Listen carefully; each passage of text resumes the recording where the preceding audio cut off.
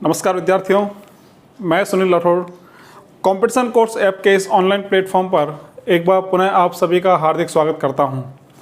साथियों, पिछली क्लास में हमने राजस्थान के सामान्य परिचय के अंतर्गत राजस्थान शब्द के इतिहास और राजस्थान की स्थिति और विस्तार के बारे में परिचय लिया था। आज की इस क्लास में हम राजस्थान की सीमाओं के बारे में विस्तार से अध्ययन करने वाले हैं। उससे पहले मैं ये चाहूँगा कि आप इस क्लासरूम को अधिक से अधिक विद्यार्थियों तक शेयर करें। इस एप्लीकेशन को आप अधिक से अधिक विद्यार्थियों तक अवश्य शेयर करें। तो साथियों, शुरू करते हैं हम आज का अपना टॉपिक, राजस्थान की स्थिति और विस्तार। तो देखें, राजस्थान की स्थिति और विस्तार के अंतर्गत आज हम राजस्थान की सीमाओं के बारे में अध्ययन करेंगे। तो साथियों, राजस्थान की जो सीमा है, राजस्थान की सीमाएं, एक बात आपके लिए यहाँ पर महत्वपूर्ण है। सीमाएं हम पढ़ें उससे पहले आप ये जानें कि राजस्थान जो है, राजस्थान के चारों तरफ किसी भी तरह का समुद्री क्षेत्र नहीं है। यानी राजस्थान जो है यह एक स्थलबद्ध जमीन है। स्थलबद्ध का मतलब ये हुआ कि यह चारों तरफ स्थल रूप से घिरा हुआ है। अब राजस्थान की जो सीमा बनती है, यह सीमा पूर्ण रूप से स्थलीय सीमा ही बनती है। कोई भी जलीय क्षेत्र इस सीमा के आसपास नहीं है, तो यहाँ पर जलीय सीमा या तटीय रेखा नहीं बनेगी। तो अब ये जो आउटलाइन आपको नज़र आ रही है, यही आउटलाइन राजस्थान की सीमा है और यह सीमा टोटल स्थलीय सीमा है। तो हम यदि बात करें कि राजस्थान की जो कुल सीमा है, राजस्थान की कुल सीमा, इसको हम स्थलीय सीमा भी कह सकते हैं। तो राजस्थान की कुल स्थलीय सीमा, इसकी लंबाई है 5,920 किलोमीटर। 5,920 किलोमीटर। अब यह जो सीमा है, इस सीमा को हमने दो भागों में विभाजित किया है। इस सीमा रेखा का एक जो भाग है, यह पाकिस्तान से लगा हुआ है, जिसको हम अंतर्राष्ट्रीय सीमा कहते हैं, अंतर्राष्ट्रीय सीमा। और इसका जो दूसरा भाग है, यह भारत के अनेक राज्यों से लगा हुआ है, जिसे हम अंतर्राज्यीय सीमा कहते हैं।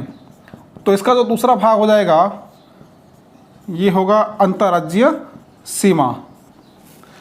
अब जो राजस्थान की अंतर्राष्ट्रीय सीमा है, इस सीमा रेखा की लंबाई की बात करें तो यह लंबाई 1070 किलोमीटर रहती है। और यदि अंतर्राज्यीय सीमा की बात करें तो यह 4,850 किलोमीटर रहती है। तो ये राजस्थान की दोनों ही प्रकार की सीमाएं।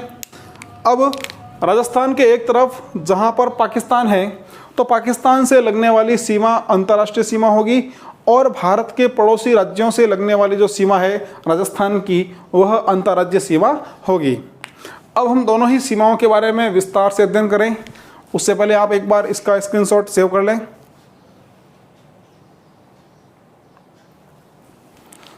चलिए, तो अब हम बात करेंगे पहले राजस्थान की अंतर्राष्ट्रीय सीमा की। तो साथियों, राजस्थान के पश्चिमी भाग में पाकिस्तान है, और इस पाकिस्तान से लगने वाली जो सीमा रेखा है, यह सीमा रेखा अंतर्राष्ट्रीय सीमा कहलाती है। 1947 में जब भारत और पाकिस्तान अलग हुए थे, उस समय इस सीमा रेखा का निर्धारण किया गया था। तो अगर हम बात करते हैं पहले अंतर्राष्ट्रीय सीमा की,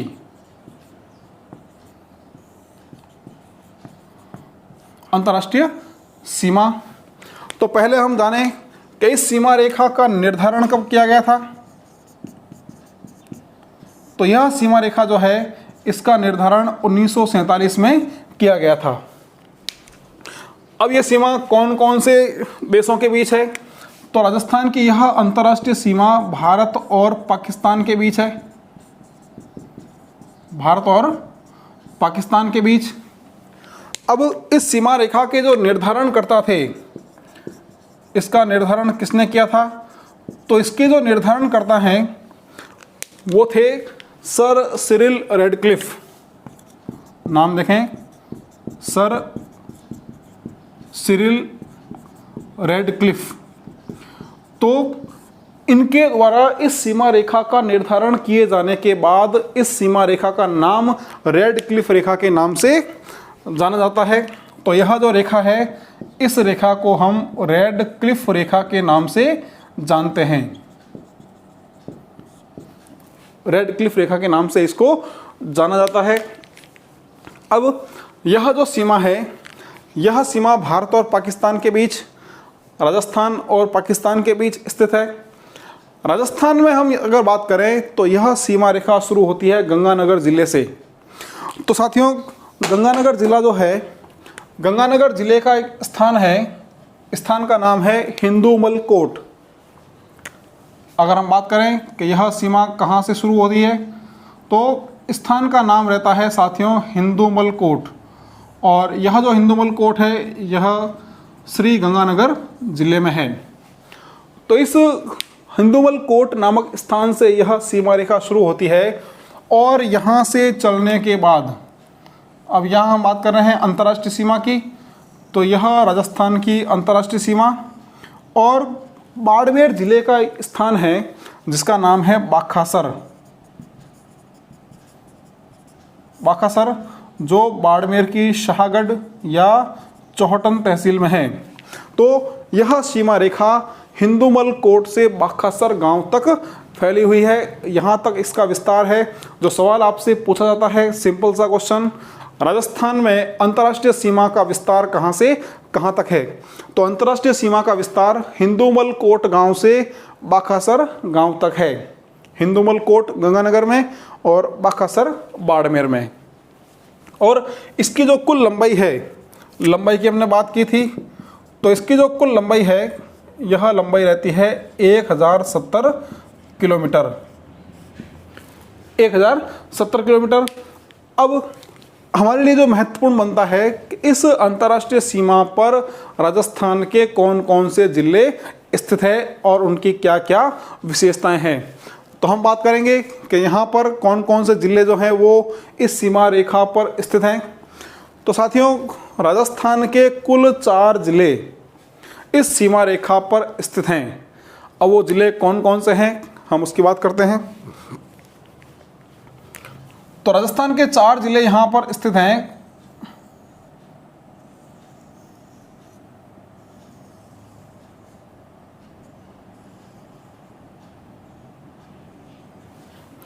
ये राजस्थान के 4 जिले जो इस अंतर्राष्ट्रीय सीमा पर स्थित है।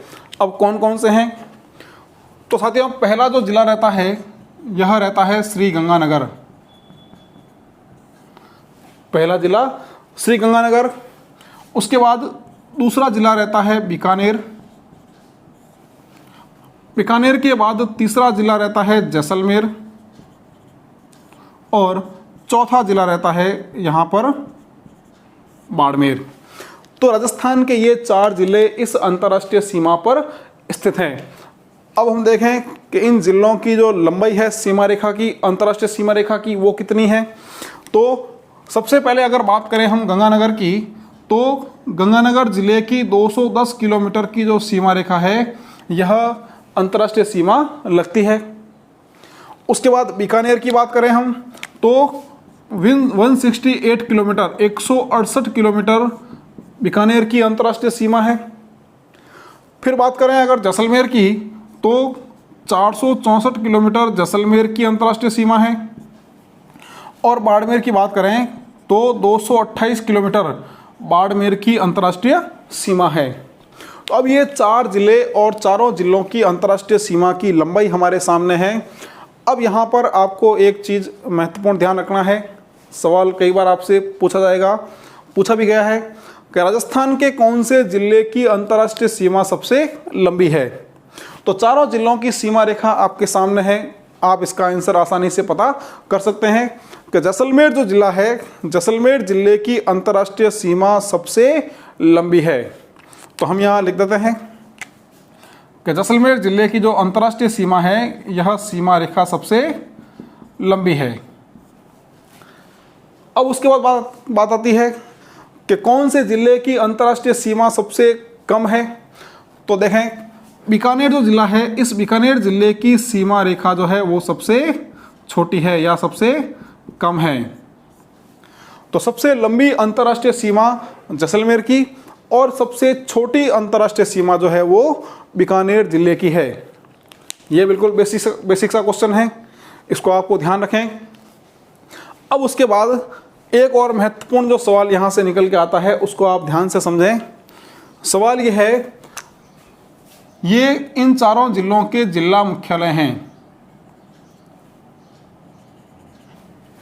जो हमारे सीमावर्ती जिले हैं उन सीमावर्ती जिलों के ये जिला मुख्यालय है। अब आपसे जो सवाल यहाँ पूछा जाएगा कि राजस्थान के सीमावर्ती जिलों में अंतर्राष्ट्रीय सीमा का सबसे निकट का जिला मुख्यालय कौन सा है, तो आप गैस करें। आपको स्पष्ट नज़र आ रहा है कि जो गंगानगर जिला है, गंगानगर जिले का जिला मुख्यालय अंतर्राष्ट्रीय सीमा के सबसे नज़दीक है। कोई दिक्कत नहीं इसमें, बिल्कुल सिंपल सी बात। गंगानगर का जिला मुख्यालय सबसे निकट का जिला मुख्यालय है। सवाल बिल्कुल इसी तरह से पूछा जाएगा। अंतर्राष्ट्रीय सीमा का निकटतम जिला मुख्यालय कौन सा, तो निकटतम जिला मुख्यालय गंगानगर। उसके बाद अब एक सवाल जो और पूछा जाएगा उसमें आपको थोड़ा सा ध्यान रखना है। सवाल ये पूछा जाएगा कि राजस्थान में अंतर्राष्ट्रीय सीमा का सबसे दूर का जिला मुख्यालय कौन सा है। अब यहाँ पर दो चीज़ें निकल के आती है। एक हम बात कर रहे हैं कि राजस्थान में, यदि वो बात कर रहा है राजस्थान का, इसका मतलब वो संपूर्ण राजस्थान की बात कर रहा है। और अगर वो कहे कि राजस्थान में सीमावर्ती जिलों में, दोनों में फ़र्क है मित्रों। संपूर्ण राजस्थान की बात करेगा तो उसका आंसर अलग होगा, केवल सीमावर्ती जिलों की बात करेगा तो उसका आंसर अलग होगा। तो संपूर्ण राजस्थान की अगर बात करते हैं तो संपूर्ण राजस्थान में यहाँ पर स्थित है धौलपुर का जिला मुख्यालय। धौलपुर का जिला मुख्यालय, तो संपूर्ण राजस्थान में धौलपुर जिला मुख्यालय अंतर्राष्ट्रीय सीमा से सबसे दूर है। और अगर बात करें कि सीमावर्ती जिलों में, यदि केवल इन 4 जिलों की बात करते हैं तो सीमावर्ती जिलों में बीकानेर का जिला मुख्यालय इस अंतर्राष्ट्रीय सीमा से सबसे दूर है। तो क्वेश्चन जो पूछा गया उसमें केवल थोड़ा सा डिफरेंस था। केवल राजस्थान की संपूर्ण राजस्थान की बात की तो संपूर्ण राजस्थान में धौलपुर जिला मुख्यालय अंतर्राष्ट्रीय सीमा से सबसे दूर है। और केवल यदि वो सीमावर्ती जिलों की बात करता है, इन 4 जिलों की बात करता है, तो सीमावर्ती जिलों में बीकानेर का जिला मुख्यालय अंतर्राष्ट्रीय सीमा से सबसे दूर होगा। तो यहाँ पे आपको इस बात का थोड़ा सा ध्यान रखना है। अब आप चाहें तो एक बार इसका स्क्रीनशॉट सेव कर लें। चलिए आगे हम बात कर रहे हैं। तो साथियों, एक जो सवाल आपसे पूछा जाएगा वो कुछ इस तरह से पूछा जाएगा, इसको भी आपको विशेष ध्यान रखना है। यहाँ हमने जो सीमा रेखा की लंबाई की बात की है, जो अंतर्राष्ट्रीय सीमा पर स्थित जिले हैं और उनकी हमने इस लंबाई की बात की है, तो कई बार इस लंबाई को लेकर एक सवाल आपसे पूछा जाएगा। सवाल क्या होगा उसको आप समझें। सवाल ये पूछा जाएगा कि सीमा रेखा की जो लंबाई है, सीमा रेखा की लंबाई के अनुसार, सीमा रेखा की लंबाई के अनुसार सीमावर्ती जिलों का, सीमावर्ती जिलों का। अब वो क्या पूछेगा आपसे, वो पूछेगा पहला आरोही क्रम, आरोही क्रम। अब आरोही क्रम जो होता है साथियों, वो होता है हमेशा ही बढ़ता हुआ क्रम। बढ़ता हुआ क्रम यानी कम से अधिक की ओर, इसको आप समझें। आरोही क्रम, तो आरोही क्रम हो गया बढ़ता हुआ क्रम। अब जो बढ़ता हुआ क्रम है, तो इस बढ़ते हुए क्रम में हम बात करेंगे कम से अधिक की ओर। तो कम से अधिक की ओर पहले, सबसे पहले वो जिला आएगा जिसकी सीमा रेखा सबसे कम है। और इन 4 जिलों में जिस जिले की सीमा रेखा सबसे कम है वह जिला है बीकानेर। तो बीकानेर सबसे कम। बीकानेर के बाद हम बात करें तो वह जिला रहता है श्री गंगानगर। श्री गंगानगर के बाद अगला जिला रहता है बाड़मेर। और सबसे अधिक जो सीमा है अंतर्राष्ट्रीय सीमा वह रहती है जैसलमेर की। तो ये अंतर्राष्ट्रीय सीमा पर स्थित जिलों का आरोही क्रम हो जाएगा। ये सवाल भी आपसे नए पैटर्न के अनुसार पूछा जा सकता है। अब यहाँ पर आरोही क्रम के बाद अगर हम बात करें अवरोही क्रम की, आरोही क्रम के बाद बात हो जाएगी अवरोही क्रम की। तो अवरोही क्रम हमेशा ही होता है घटता हुआ क्रम, घटता हुआ क्रम। और इस घटते हुए क्रम में हम अधिक से कम की ओर चलेंगे। तो अधिक, यहाँ पर सबसे जो अधिक सीमा है वह सीमा रहती है जैसलमेर की। जैसलमेर के बाद जो सीमा रहती है वह रहती है बाड़मेर की। बाड़मेर के बाद यहाँ रहती है श्री गंगानगर की। और गंगानगर के बाद जो सीमा रहती है सबसे कम वह रहती है बीकानेर की। तो ये इस अंतर्राष्ट्रीय सीमा के लंबाई के अनुसार जिलों का आरोही और अवरोही क्रम। विशेष ध्यान आपको इस बात का रखना है, कोई दिक्कत नहीं यहाँ तक। आप नोट्स फॉर्मेट में इसको अपनी कॉपी में अच्छे से लिखते रहें। साथ साथ में आप वीडियो को पॉज करके रोक के भी इन चीज़ों को आप अपने नोटबुक में नोट कर सकते हैं नोट्स फॉर्मेट में। अब एक और महत्वपूर्ण बात हमारे लिए ये निकल के आती है कि राजस्थान के 4 जिले जो हैं वो इस अंतर्राष्ट्रीय सीमा पर स्थित हैं। अगर हम बात करें पड़ोसी देश की, तो पड़ोस में हमारे पाकिस्तान है। तो साथियों, पाकिस्तान के 2 राज्य राजस्थान की सीमा को स्पर्श करते हैं। तो पाकिस्तान का एक जो राज्य रहता है वो राज्य रहता है पंजाब, और दूसरा जो राज्य रहता है वह रहता है सिंध। तो सवाल आपसे पूछा जाएगा पाकिस्तान के कितने राज्य राजस्थान की सीमा को स्पर्श करते हैं। तो पाकिस्तान के 2 राज्य, पंजाब राज्य, वहाँ उनको प्रांत बोलते हैं। तो पंजाब प्रांत और सिंध प्रांत ये राजस्थान की सीमा को लगते हैं। अब जिलों की बात करें तो पंजाब राज्य के 3 जिले, पंजाब राज्य के 3 जिले और सिंध राज्य के 6 जिले, यानी पाकिस्तान के इन दोनों राज्यों के कुल 9 जिले राजस्थान की सीमा को स्पर्श करते हैं। कोई दिक्कत नहीं यहाँ पर भी, इसको भी आप नोट जरूर कीजिएगा। एक और महत्वपूर्ण बात हमारे यहाँ पर जो हमसे पूछा जा सकता है, थोड़ा सा समझने वाला टॉपिक है, उसको आप अच्छे से समझने का प्रयास करें। साथियों, हमने राजस्थान के इन 4 जिलों की बात की है और ये 4 जिले जो हैं ये पाकिस्तान की सीमा को स्पर्श करते हैं। अब हम बात करेंगे यहाँ इस भाग की, बाड़मेर की। इसको मैं यहाँ पर अलग से थोड़ा सा बना लूँ।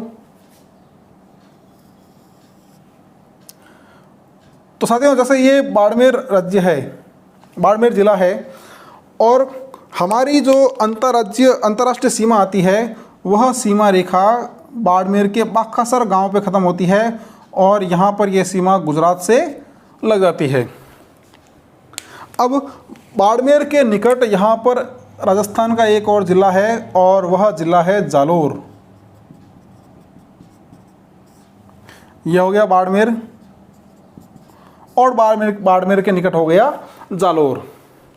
तो साथियों, यहाँ पर आप ध्यान से देखें कि जो अंतर्राष्ट्रीय सीमा है वह अंतर्राष्ट्रीय सीमा बाड़मेर के बाकासर से ये गुजरात राज्य की ओर मुड़ जाती है, और बाड़मेर की जो ये सीमा है, ये सीमा जो है ये लग रही है गुजरात के साथ, और ये गुजरात के साथ अंतर्राज्यीय सीमा बना रही है। और ये जो सीमा है, इस सीमा रेखा की लंबाई 14 किलोमीटर है, यानी बाड़मेर की 14 किलोमीटर लंबी अंतर्राज्यीय सीमा गुजरात से लगती है।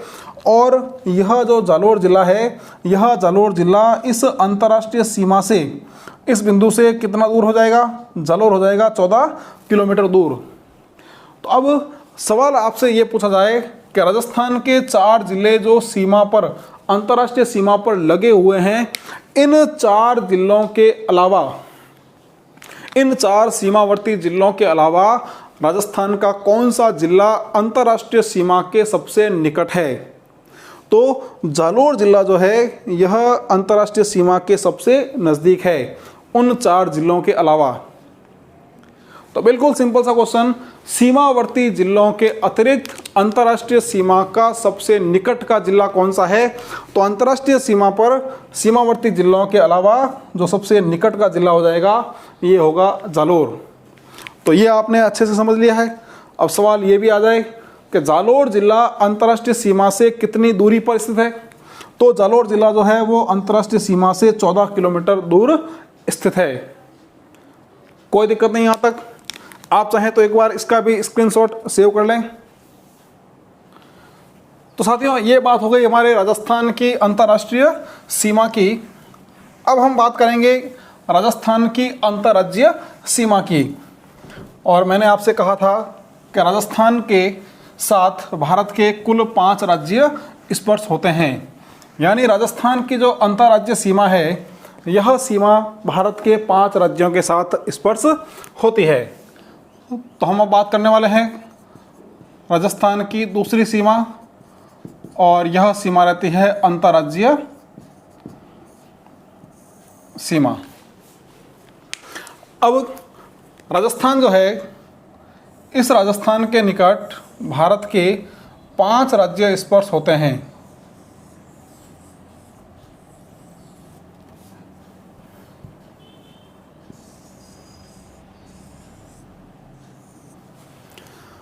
तो अभी हमने राजस्थान की अंतर्राष्ट्रीय सीमा की बात की।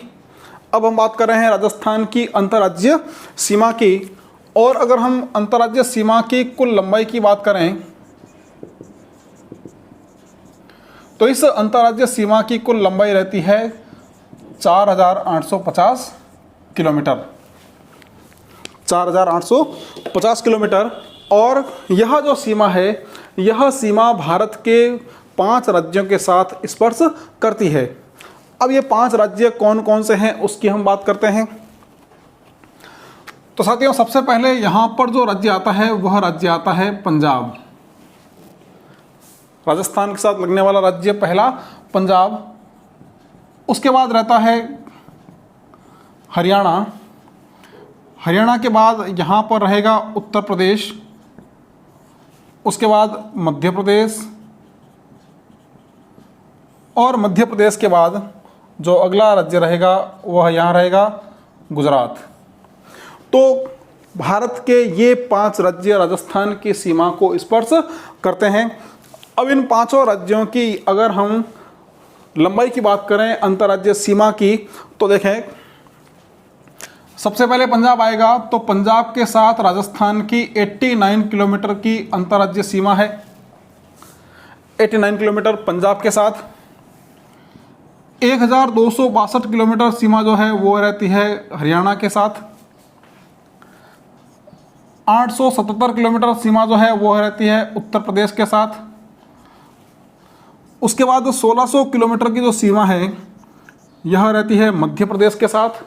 और 1022 किलोमीटर की जो सीमा है यह सीमा रेखा रहती है गुजरात के साथ।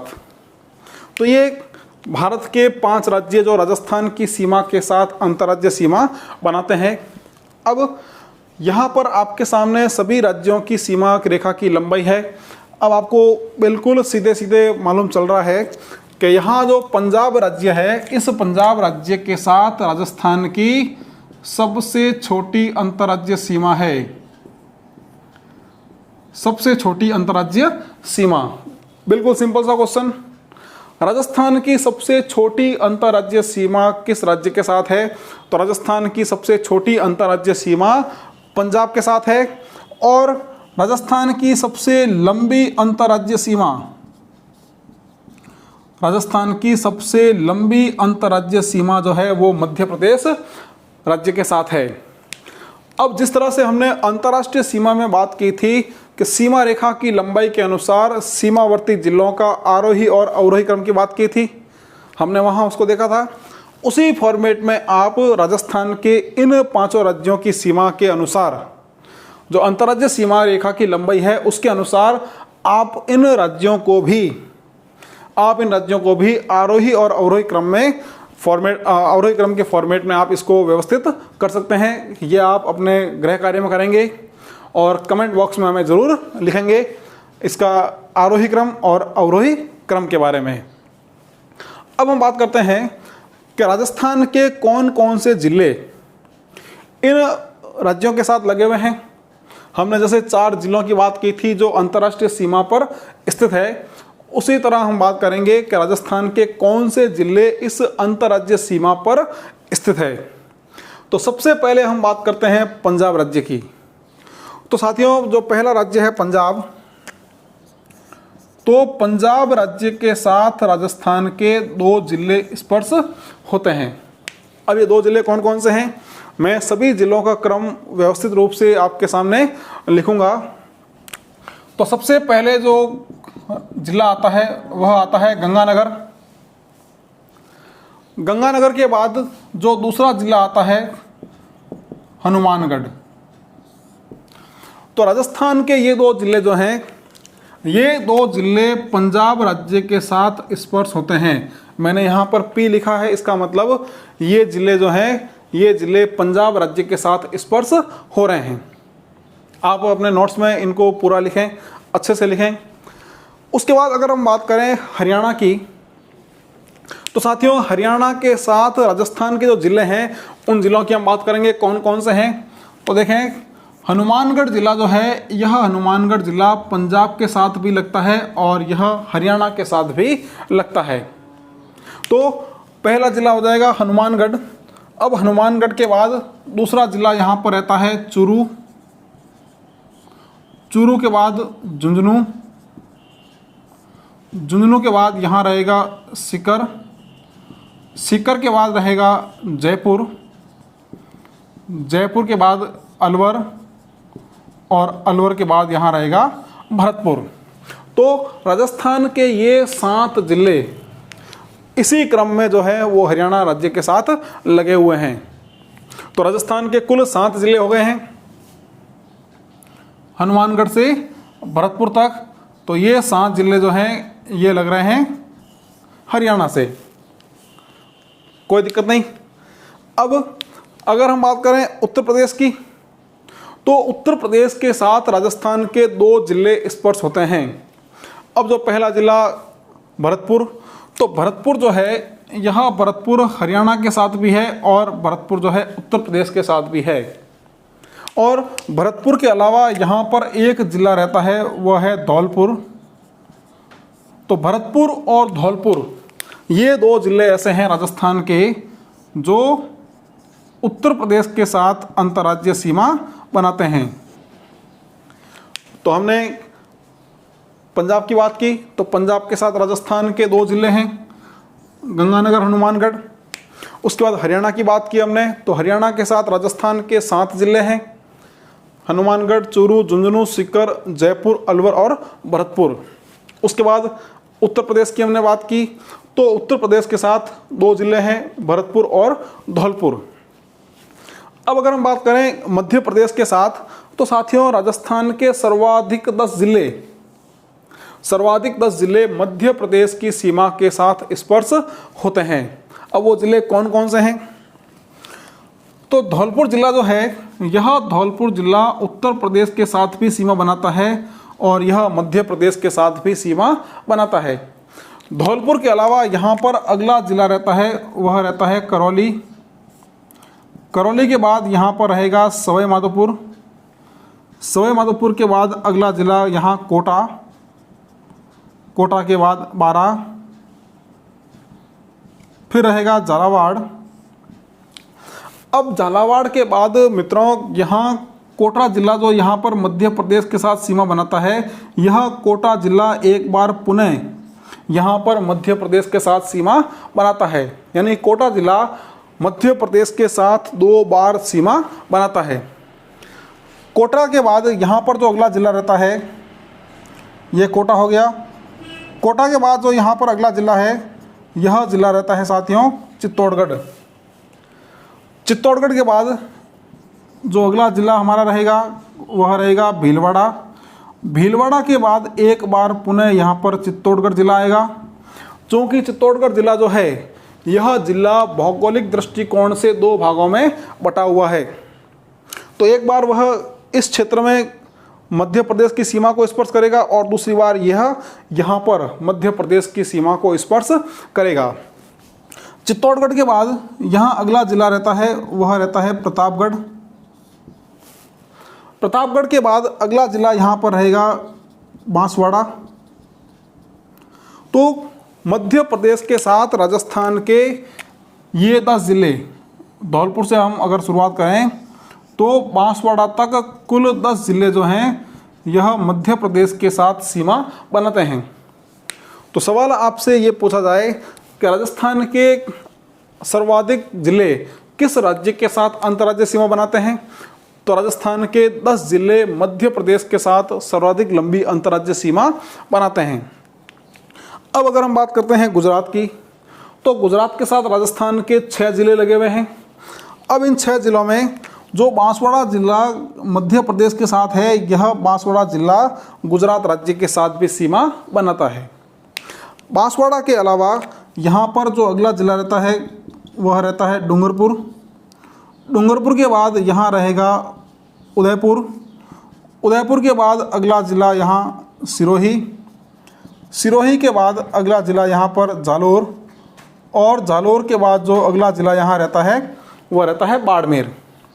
तो राजस्थान के ये 6 जिले, बांसवाड़ा से अगर हम बात करें तो बांसवाड़ा से बाड़मेर तक राजस्थान के 6 जिले जो हैं ये गुजरात के साथ अंतर्राज्यीय सीमा बनाते हैं। तो हमने बात की है राजस्थान की अंतर्राज्यीय सीमा पर स्थित जिलों की। तो 2 जिले पंजाब के साथ, 7 जिले हरियाणा के साथ, 2 जिले उत्तर प्रदेश के साथ, 10 जिले मध्य प्रदेश के साथ और 6 जिले जो हैं वो गुजरात के साथ सीमा बनाते हैं।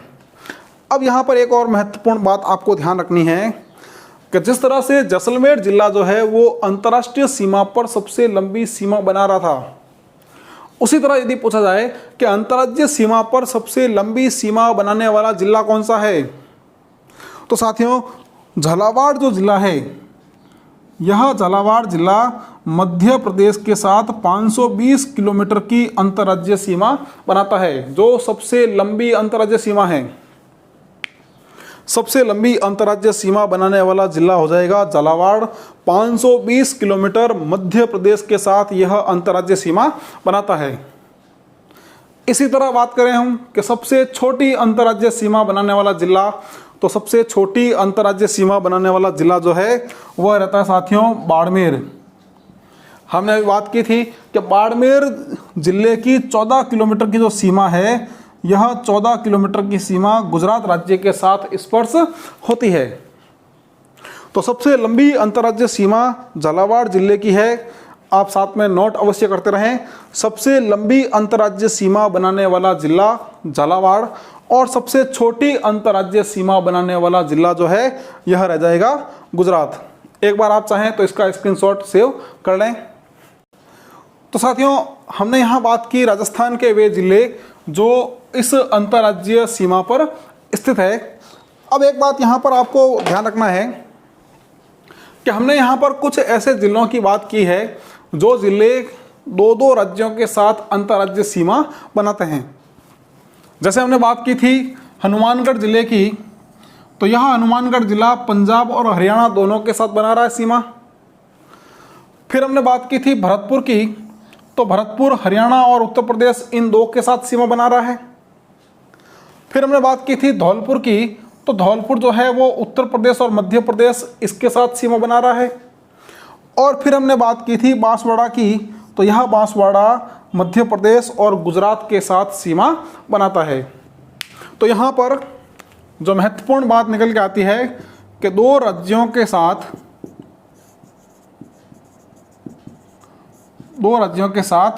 सीमा बनाने वाले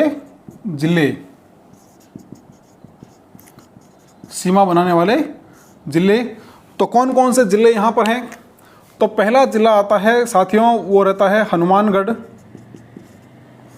तो ये जो हनुमानगढ़ है यह पंजाब और हरियाणा इन 2 के साथ अंतर्राज्यीय सीमा बनाता है। उसके बाद दूसरा जिला आता है भरतपुर। तो भरतपुर जो है यह हरियाणा और उत्तर प्रदेश के साथ सीमा बनाता है। हरियाणा और उत्तर प्रदेश के साथ सीमा बनाता है। उसके बाद बात करते हैं हम, तो तीसरा जिला रहता है धौलपुर। तो धौलपुर है, यह उत्तर प्रदेश और मध्य प्रदेश के साथ सीमा बनाता है। उत्तर प्रदेश और मध्य प्रदेश के साथ। और जो चौथा जिला है यह रहता है बांसवाड़ा। तो बांसवाड़ा जो है यह मध्य प्रदेश और गुजरात,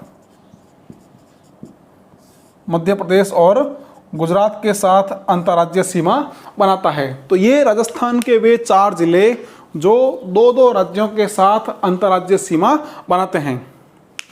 हमने सबसे लंबी अंतर्राज्यीय सीमा बनाने वाले जिले की बात की थी, तो झालावाड़ सबसे लंबी अंतर्राज्यीय सीमा बनाता है मध्य प्रदेश के साथ। और बाड़मेर जिला जो है यह सबसे छोटी अंतर्राज्यीय सीमा बनाता है गुजरात के साथ। कोई दिक्कत नहीं यहाँ तक।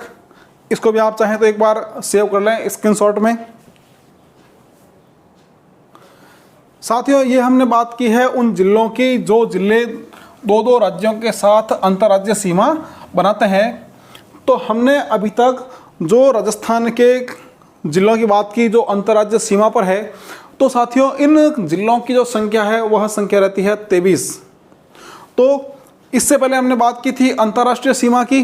तो अंतर्राष्ट्रीय सीमा पर राजस्थान के 4 जिले स्थित है, गंगानगर, बीकानेर, जैसलमेर और बाड़मेर। और साथ ही साथ 23 जिले जो हैं वो अंतर्राज्यीय सीमा पर स्थित हैं। अंतर्राष्ट्रीय सीमा की बात की थी तो अंतर्राष्ट्रीय सीमा पर गंगानगर जिला था, गंगानगर के बाद बीकानेर जिला था, बीकानेर के बाद जैसलमेर जिला और जैसलमेर के बाद चौथा बाड़मेर जिला। तो ये राजस्थान के 4 जिले जो हैं वो अंतर्राष्ट्रीय सीमा पर स्थित हैं। अब आपने इस बात को नोट किया होगा कि गंगानगर और बाड़मेर ये राजस्थान के 2 ऐसे ज़िले हैं जो अंतर्राष्ट्रीय और अंतर्राज्यीय दोनों ही प्रकार की सीमाओं को स्पर्श करते हैं। गंगानगर पाकिस्तान के साथ अंतर्राष्ट्रीय सीमा बनाता है और पंजाब के साथ यह अंतर्राज्यीय सीमा बनाता है। उसी तरह बाड़मेर पाकिस्तान के साथ अंतर्राष्ट्रीय सीमा बनाता है और गुजरात के साथ वह अंतर्राज्यीय सीमा बनाता है। तो अब एक बात का ध्यान रखें यहाँ पर आप कि जो अंतर्राष्ट्रीय सीमा है, अंतर्राष्ट्रीय सीमा, तो इस अंतर्राष्ट्रीय सीमा पर राजस्थान के कुल 4 जिले हैं। और अंतर्राज्यीय सीमा की हम बात करेंगे तो इस अंतर्राज्यीय सीमा पर राजस्थान के कुल 23 जिले हैं। तो साथियों अंतर्राष्ट्रीय सीमा पर 4 जिले और अंतर्राज्यीय सीमा पर 23 जिले यहाँ स्थित है। और 2 जिले ऐसे हैं, कौन कौन से? गंगानगर और बाड़मेर। तो ये दोनों जिले अंतर्राष्ट्रीय और अंतर्राज्यीय, अंतर्राष्ट्रीय और अंतर्राज्यीय इन दोनों ही प्रकार की सीमाओं पर स्थित हैं। तो 4 जिले अंतर्राष्ट्रीय सीमा पर, 23 जिले अंतर्राज्यीय सीमा पर। अब राजस्थान के 8 ऐसे जिले हैं। अब ये जो हमने बात की 4 और 23, तो ये कुल 27 होते हैं, लेकिन इनमें गंगानगर और बाड़मेर जिले जो हैं वो अंतर्राष्ट्रीय और अंतर्राज्यीय दोनों ही प्रकार की सीमाओं पर स्थित है। तो अब अगर हम बात करें कि राजस्थान की जो चारों तरफ की कुल स्थलीय सीमा है, तो इस स्थलीय सीमा पर राजस्थान के कुल 25 जिले स्थित हैं। तो राजस्थान के 25 जिले जो हैं वो अंतर्राष्ट्रीय और अंतर्राज्यीय दोनों ही प्रकार की सीमा पर स्थित है। अब राजस्थान के 8 ऐसे जिले हैं जो राजस्थान की किसी भी प्रकार की सीमा को स्पर्श नहीं करते हैं। तो ये जो 8 जिले हैं, इन 8 जिलों को हम कहते हैं राजस्थान के आंतरिक जिले। राजस्थान के आंतरिक जिले। तो ये आंतरिक जिले साथियों कितने हैं? यह है 8, और ये 8 जिले राजस्थान की किसी भी प्रकार की सीमा को स्पर्श नहीं करते हैं। अब ये जिले कौन कौन से हैं उसको देखें आप। इन आंतरिक जिलों में सबसे पहले जिला आता है जोधपुर, जो हमें अब तक किसी भी प्रकार की सीमा पर स्थित नहीं मिला है। जोधपुर के अलावा पाली, पाली के बाद अगला जिला रहता है नागौर, नागौर के बाद अगला जिला रहेगा अजमेर, अजमेर के बाद अगला जिला रहता है राजसमंद, राजसमंद के बाद दौसा, बूंदी और टोंक। तो ये राजस्थान के 8 ऐसे जिले हैं जो किसी भी प्रकार की सीमा पर स्थित नहीं है। इनको हम राजस्थान के आंतरिक जिले कहते हैं। ये भी सवाल कई बार एग्जाम में पूछा जाता है। एक और महत्वपूर्ण सवाल की हम चर्चा करने वाले हैं, उससे पहले आप इसको नोट भी कर लें, और मैं राजस्थान के इस मैप को यहाँ से मिटा भी देता हूँ। एक जो महत्वपूर्ण सवाल आरपीएससी और अधीनस्थ कर्मचारी चयन बोर्ड की कई सारी प्रतियोगी परीक्षाओं में पूछा गया है, वह सवाल पाली जिले को लेकर पूछा गया है। तो देखें, हम बात करते हैं पाली जिले की।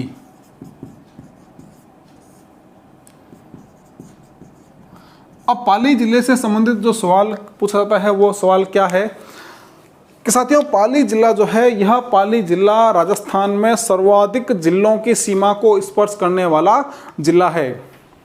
और यह पाली जिला जो है, यह 8 जिलों के साथ 8 जिलों के साथ सीमा बनाता है। पाली 8 जिलों के साथ सीमा पर स्थित है, 8 जिलों के साथ यह सीमा बनाता है। हम देखते हैं कि पाली कौन कौन से जिलों के साथ सीमा बनाता है। तो ये कुछ हम बात कर रहे हैं पाली जिले की। तो पाली जिला कुछ इस तरह से फैला हुआ है। और अब पाली जिले के आसपास जो 8 जिले हैं, वो 8 जिले कौन कौन से हैं उसकी हम बात करें। तो पाली जिले के एक तरफ जोधपुर जिला, जोधपुर के बाद बाड़मेर, जालोर, सिरोही, उदयपुर, राजसमंद, अजमेर और नागौर। तो साथियों, ये वो 8 जिले हैं जो पाली जिले के साथ सीमा बनाते हैं। ये सवाल कई बार एग्जाम में पूछा गया है। काफ़ी महत्वपूर्ण सवाल ये बनता है कि राजस्थान में सर्वाधिक जिलों की सीमा के साथ सीमा बनाने वाला कौन सा जिला है, तो वह पाली जिला रहता है। पाली जिला 8 जिलों के साथ सीमा बनाता है। अब ये हमने पाली की बात की। अब पाली के अलावा अगर वो कहता है कि पाली के बाद कौन सा जिला है जो सर्वाधिक जिलों के साथ सीमा बनाता है, तो पाली जिले के बाद साथियों नागौर जिला रहता है। और यह नागौर जिला जो है, ये 7 जिलों के साथ 7 जिलों के साथ यह सीमा बनाता है। तो सर्वाधिक जो सीमा बनाने वाला जिला है, सर्वाधिक जिलों के साथ जो सीमा बनाने वाला जिला है, वह तो पाली है। लेकिन अगर सवाल ये आता है कि निम्न जिलों में से सर्वाधिक जिलों के साथ सीमा बनाने वाला जिला कौन सा है, वहाँ ऑप्शन में हमारे पास पाली जिला नहीं है। पाली के अलावा अगर वहाँ पर नागौर है तो हमें नागौर को वहाँ सही करना है। तो नागौर जो है, यह 7 जिलों के साथ सीमा बनाता है। 7 जिले कौन कौन से हैं नागौर के साथ? वह रहते हैं जोधपुर, जोधपुर के अलावा बीकानेर, चूरू, सीकर, जयपुर, अजमेर और पाली। तो ये 7 जिले हैं जो नागौर जिले के साथ सीमा बनाते हैं।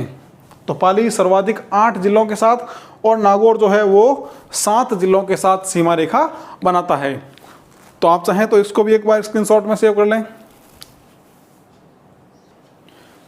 तो साथियों, ये हमने बात की पाली जिले की और नागौर जिले की, जो राजस्थान में सर्वाधिक जिलों के साथ सीमाएं बनाते हैं। और हमने राजस्थान की अंतर्राष्ट्रीय और अंतर्राज्यीय सीमा के बारे में हमने विस्तार से चर्चा की। अब राजस्थान के साथियों 2 ऐसे जिले हैं जो भौगोलिक रूप से 2 भागों में बटे हुए हैं। तो अगर हम बात करते हैं अजमेर जिले की और हम बात करते हैं चित्तौड़गढ़ जिले की, तो साथियों राजस्थान के ये 2 ऐसे जिले हैं जो भौगोलिक रूप से 2 भागों में बटे हुए हैं। भौगोलिक रूप से 2 भागों में विभाजित है।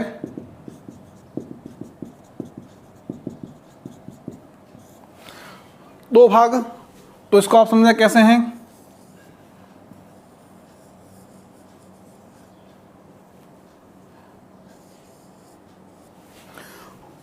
तो अजमेर जो जिला है साथियों, वह अजमेर जिला कुछ इस तरह से है और उसका कुछ जो भाग है वो उससे अलग है। यानी अजमेर जिला प्रशासनिक दृष्टिकोण से एक है, लेकिन भौगोलिक दृष्टिकोण से यह 2 भागों में बटा हुआ है।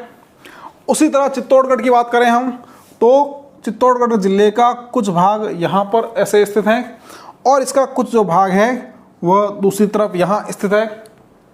तो ये 2 जिले ऐसे हैं, अजमेर और चित्तौड़गढ़, जो भौगोलिक रूप से 2 भागों में विभाजित हैं।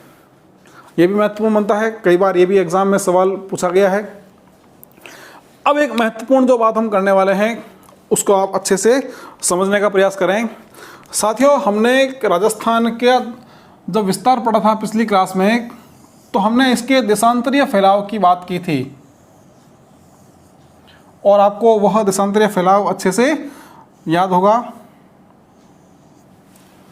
हमने राजस्थान के देशांतरीय फैलाव की बात की थी, तो वह देशांतरीय फैलाव था 69 डिग्री 30 मिनट पूर्वी देशांतर से 78 डिग्री 17 मिनट पूर्वी देशांतर तक।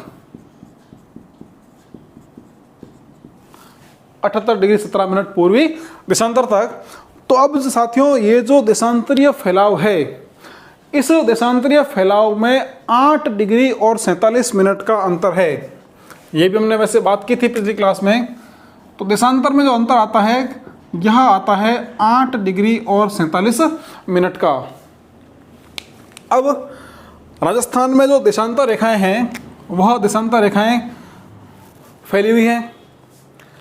अब यहाँ पर जो हमारे 8 डिग्री और 47 मिनट का अंतर आ रहा है, यह अंतर लगभग 9 देशांतर रेखाओं के बराबर है। 8 डिग्री 47 मिनट देशांतरीय फैलाव है और यह देशांतरीय फैलाव लगभग 9 देशांतर रेखाओं के बराबर है। यानी राजस्थान जो है वह लगभग 9 देशांतर रेखाओं में फैला हुआ है। अब सूर्य जो है, वह सूर्य सबसे पहले राजस्थान के पूर्वी छोर पर आता है। यानी राजस्थान में सबसे पहले जो सूर्योदय है, वह सूर्योदय राजस्थान के इस बिंदु पर होगा और यह जो बिंदु है, यह बिंदु रहता है धौलपुर में। इसका मतलब यह हुआ कि राजस्थान में सबसे पहले सूर्योदय और सबसे पहले सूर्यास्त, सबसे पहले सूर्योदय जो है, यह सबसे पहले सूर्योदय कहाँ होगा? यह होगा धौलपुर में। अब यहाँ से जब यह सूर्य पश्चिमी किनारे तक पहुँचता है, तो यह राजस्थान में लगभग 9 देशांतर रेखाओं को पार करके पहुँचता है। तो सबसे अंत में जो सूर्योदय होता है हमारे यहाँ पर, तो सबसे अंत में सूर्योदय कहाँ होगा? वो होगा पश्चिमी छोर पर, और पश्चिमी छोर पर यहाँ स्थित है जैसलमेर। तो सबसे अंत में सूर्योदय, सबसे अंत में सूर्योदय यह होता है जैसलमेर में।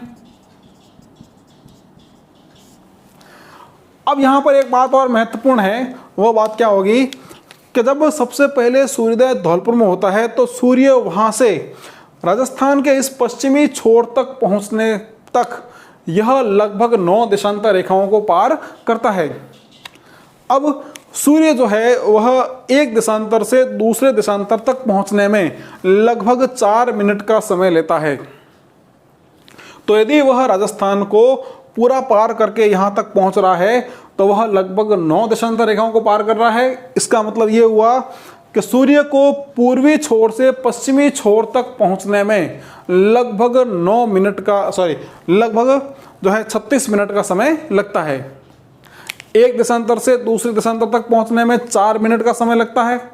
यहाँ पर जो फैलाव है वह लगभग 8 डिग्री और 47 मिनट यानी लगभग 9 देशांतर रेखाओं में है। तो सूर्य जब इस छोर से यहाँ तक पहुँचेगा तो वह लगभग 9 देशांतर रेखाओं को पार करेगा और इन 9 देशांतर रेखाओं को पार करने में उसे लगभग 36 मिनट का समय लगेगा। तो यहाँ पर सबसे पहले सूर्योदय जहाँ पे होता है वहीं पर सबसे पहले सूर्यास्त भी होता है। तो इस बात को आप ध्यान रखें कि राजस्थान में सबसे पहले सूर्योदय और सबसे पहले सूर्यास्त धौलपुर में होता है। पश्चिमी छोर पर सिलान गांव जहाँ हमने बात की थी, और सबसे अंत में सूर्योदय और सबसे अंत में सूर्यास्त वह जैसलमेर में होता है। यहाँ पर जो पश्चिमी छोर हमारा है वह कटरा है। अब जो महत्वपूर्ण बात यहाँ पर सामने आ रही है कि राजस्थान के पूर्वी और पश्चिमी छोर के सूर्योदय और सूर्यास्त में अंतर कितना रहता है। तो वो हमने बात की कि यह सूर्य यहाँ से यहाँ तक पहुँचने में लगभग 9 देशांतर रेखाओं को पार करता है, तो उसे लगभग 36 मिनट का समय उसे लगेगा। यानी राजस्थान के पूर्वी और पश्चिमी छोर के सूर्योदय और सूर्यास्त में लगभग 36 मिनट का अंतर रहता है। सूर्य यहाँ आएगा सबसे पहले तो उसके लगभग 36 मिनट बाद वह यहाँ पहुँचेगा। तो ये सूर्योदय और सूर्यास्त की स्थिति। तो राजस्थान में सूर्योदय और सूर्यास्त जो है वह देशांतर रेखाओं के आधार पर। अब राजस्थान के दक्षिणी भाग से एक महत्वपूर्ण अक्षांश रेखा गुजरती है साथियों, और उसे हम कहते हैं कर्क रेखा। तो यह कर्क रेखा जो है यह राजस्थान के दक्षिणी छोर से निकलती है, दक्षिणी हिस्से से निकलती है, और यहाँ पर राजस्थान के 2 जिले, इस कर्क रेखा पर राजस्थान के 2 जिले स्थित हैं। कौन कौन से हैं? तो पहला जिला यहाँ रहता है बांसवाड़ा। तो बांसवाड़ा जिले के बीच से होकर यह रेखा निकलती है। और एक जिला है डूंगरपुर। तो डूंगरपुर जिले की सीमा को स्पर्श करते हुए कर्क रेखा निकलती है। तो कर्क रेखा राजस्थान में 2 जिलों से निकलती है। पहला जिला हो जाएगा बांसवाड़ा और दूसरा जिला हो जाएगा डूंगरपुर। यह भी सवाल महत्वपूर्ण है। कर्क रेखा राजस्थान में कौन से जिलों से होकर गुजरती है? तो जिले हो जाएंगे बांसवाड़ा और डूंगरपुर। अब जो बांसवाड़ा जिला है, बांसवाड़ा जिले का जो जिला मुख्यालय है, यह बांसवाड़ा का जिला मुख्यालय इस कर्क रेखा के सबसे निकट है। और जो गंगानगर जिले का जिला मुख्यालय है, यह जिला मुख्यालय इस कर्क रेखा से सबसे दूर है। अब क्या होगा साथियों, 21 जून को सूर्य की स्थिति कर्क रेखा पर सीधी रहती है। सूर्य जो है, अगर हम बात करें पृथ्वी की, तो कर्क रेखा, विषुवत रेखा और मकर रेखा। तो सूर्य जो है साथियों वह कर्क रेखा और मकर रेखा के बीच गमन करता है। वह 6 महीने कर्क रेखा से मकर रेखा की ओर और 6 महीने मकर रेखा से कर्क रेखा की ओर गति करता है। अब सूर्य जो है यह कर्क से मकर और मकर से कर्क की ओर गति करता है। तो जब यह मकर रेखा से कर्क रेखा की ओर चलता है तब यह अंतिम अवस्था में, अंतिम जो अवस्था रहेगी 21 जून की, उस तारीख को यह सूर्य कर्क रेखा पर सीधा चमकेगा। तो जो स्थान कर्क रेखा के सबसे निकट है, जो कर्क रेखा पर स्थित है, तो सूर्य की जो किरणें हैं वह किरणें कर्क रेखा पर सबसे सीधी पड़ेंगी। तो जो स्थान कर्क रेखा पर है उस स्थान पर भी सूर्य की किरणें सबसे सीधी रहेंगी। और वहाँ से अगर हम धीरे धीरे ऊपर या नीचे बढ़ते जाएंगे, जैसे जैसे कर्क रेखा से दूरी बढ़ती जाएगी, तो सूर्य की किरणों का जो तिरछापन है वह भी लगातार बढ़ता रहेगा। तो अब जैसे 21 जून को सूर्य की स्थिति कर्क रेखा पर है, तो सूर्य की किरणें कर्क रेखा पर सीधी रहेंगी, और अगर हम यहाँ से दूर बढ़ते हैं तो सूर्य की किरणों का तिरछापन बढ़ता रहेगा। तो सूर्य 21 जून को कर्क रेखा पर है, और 21 जून को जब सूर्य कर्क रेखा पर है तो उसकी सबसे सीधी किरणें जो है वह कर्क रेखा पर रह रही है, और कर्क रेखा के निकट बांसवाड़ा का जिला मुख्यालय है। इसका मतलब सूर्य की किरणें सबसे सीधी कहाँ रहेगी राजस्थान में, वह रहेगी बांसवाड़ा में। अब यहाँ से अगर हम उत्तर में बढ़ रहे हैं या दक्षिण में जा रहे हैं तो सूर्य की किरणों का तिरछापन बढ़ता जाएगा। और राजस्थान की अगर बात करें तो जैसे जैसे कर्क रेखा से दूरी बढ़ती जाएगी तो सूर्य की किरणों का तिरछापन बढ़ता जाएगा, और गंगानगर जिला मुख्यालय जो है, यह गंगानगर जिला कर्क रेखा से सबसे दूर है, तो यहाँ पर सूर्य की किरणों का सर्वाधिक तिरछापन रहेगा। सूर्य की किरणों का सर्वाधिक तिरछापन यहाँ रहेगा।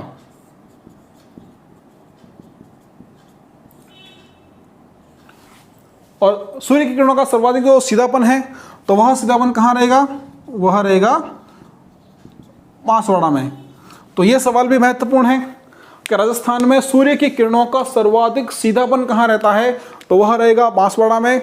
और सवाल आता है राजस्थान में सूर्य की किरणों का सर्वाधिक तिरछापन कहाँ रहता है, तो वह रहता है साथियों गंगानगर में। तो आप चाहें तो एक बार इसको भी स्क्रीनशॉट में सेव कर लें। तो साथियों यहाँ जो हमने बात की है, हमने देखा कि जो देशांतरीय फैलाव है उस देशांतरीय फैलाव के आधार पर किस तरह से सूर्योदय और सूर्यास्त की स्थिति में परिवर्तन होता है, और जो अक्षांशीय स्थिति है तो उस अक्षांशीय स्थिति के अनुसार किस तरह से सूर्य की किरणों का सीधापन और उसका तिरछापन बढ़ता है। अब यहाँ पर जैसे एक बार सवाल पूछा गया था एग्जाम में कि 69 डिग्री 30 मिनट यह पूर्वी देशांतर है, इसके बाद यहाँ पर जो है वह रहता है 70 डिग्री पूर्वी देशांतर रेखा, 70 डिग्री पूर्वी देशांतर रेखा। तो साथियों 70 डिग्री पूर्वी देशांतर रेखा जो है यह राजस्थान में केवल एक ही जिले से गुजरती है, और वह जिला रहता है जैसलमेर। बाकी जो देशांतर रेखाएं हैं तो वह देशांतर रेखाएं अनेक जिलों से होकर गुजरती है। तो 70 डिग्री पूर्वी देशांतर जो रेखा है यह रेखा राजस्थान में केवल एक ही जिले से होकर गुजरती है, और वह जिला रहता है जैसलमेर जिला। तो ये राजस्थान में सूर्योदय और सूर्यास्त की स्थिति, और राजस्थान में अक्षांशीय फैलाव के आधार पर, अक्षांशीय विस्तार के आधार पर सूर्य की किरणों का सीधापन और सूर्य की किरणों का तिरछापन, काफ़ी महत्वपूर्ण ये चीज़ें रहती है। आप इन चीज़ों को अच्छे से नोट करें।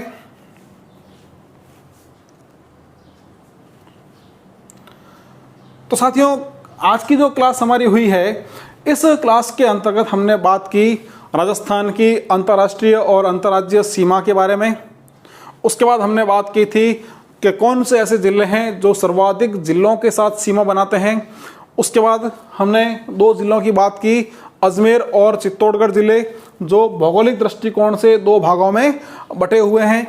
और साथ ही साथ हमने बात की थी कि राजस्थान में अक्षांशीय और देशांतरीय फैलाव के आधार पर किस तरह से सूर्योदय और सूर्यास्त की स्थिति में अंतर आता है, और किस तरह से अक्षांशीय फैलाव के आधार पर सूर्य की किरणों का सीधापन और सूर्य की किरणों का तिरछापन यहाँ पर लगातार बढ़ते जाता है। तो मैं उम्मीद करता हूँ कि आपको आज की यह क्लास ज़रूर पसंद आई होगी। आप इस एप्लीकेशन को अधिक से अधिक मित्रों तक शेयर करते रहें, इन क्लासों को आप अधिक से अधिक मित्रों तक शेयर करते रहें।